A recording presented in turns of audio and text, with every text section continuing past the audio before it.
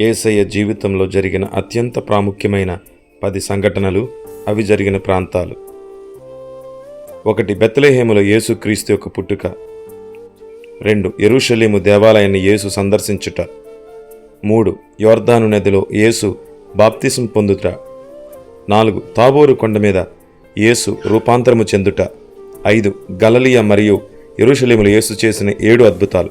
6. యెరూషలేములో క్రీస్తు యొక్క చివరి దినములు. 7. యెరూషలేములో యేసు సిలువ వేయబడుట. 8. యేసు పునరుద్ధానము చెందుట. 9. ఒలీవల కొండ మీద యేసు ఆరోహణం అవుట. 10. తిరిగి వస్తానని వాగ్దానం చేయుట. God bless you. ప్రభు మిమ్మను ఆశీర్వదించును గాక.